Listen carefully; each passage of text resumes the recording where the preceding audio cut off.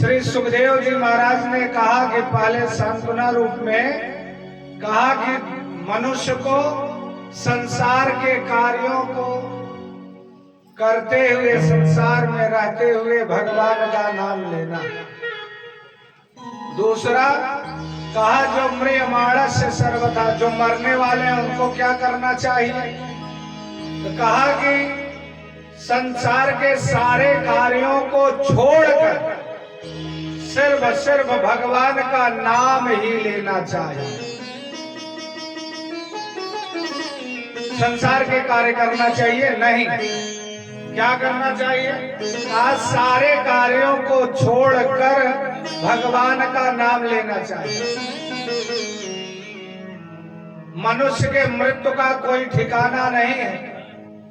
जन्म भी 7 दिन के अंदर ही होता है और मृत्यु भी 7 दिन के अंदर होता है। कहा कि म्रियमाणस से सर्वथा, जो मरने वाला है उसके लिए कहा गया। श्री सुखदेव जी महाराज कहते हैं कि संसार के सारे कार्यों को छोड़ते हुए भगवान का चिंतन करें। और उदाहरण दिया नारद बाबा ने नारद भक्ति सूत्र में कि भगवान का चिंतन कैसे करना चाहिए, भगवान का नाम कैसे लेना चाहिए। इतने बड़े बड़े ऋषि मुनि महात्मा, बड़े बड़े योगींद्र मुनींद्र सुख संकादिक यमादिक जनकादिक, जो अपने परिवार बंधु बांधव स्वजन इष्ट मित्र को छोड़ के जंगल चले गए, कंदराओं में छुपकर जिन्होंने तप किया, उनका नाम नहीं आया। नाम किसका आया? नारद बाबा ने नाम किसका लिया? कहा जथा ब्रज गोपिका नाम।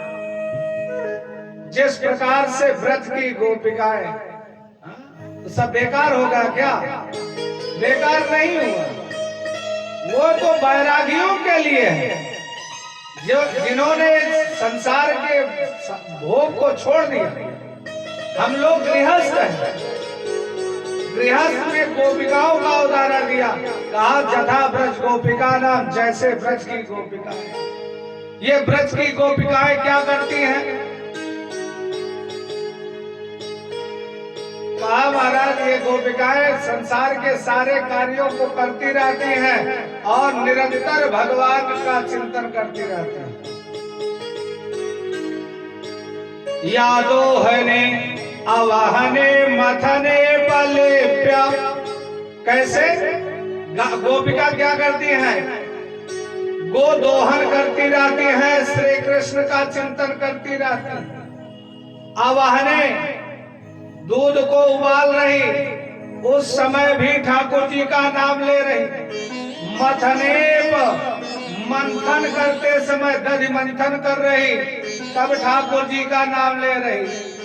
लेप्या, घर की लिपाई पुताई कर रही, तब भगवान का नाम ले रही। आर जनादव, जल का छिड़काव कर रही, तब जो है भगवान का नाम ले रही। महाराज ये शरीर भोग से प्राप्त हुई है और ये संसार की है, संसार में रहेगी और इसके साथ साथ में भोग में भी रहेगी। कहते हैं कि खाली हाथ आए थे, खाली हाथ जाओगे। जाना खाली हाथ नहीं है, ये शरीर भी यहीं रह जाएगी। कहा कि अवाहने, ये गोपिकाएं संसार के सारे कार्यों को करती जाती हैं, उसके बाद भगवान का नाम लेते हैं। हम मनुष्य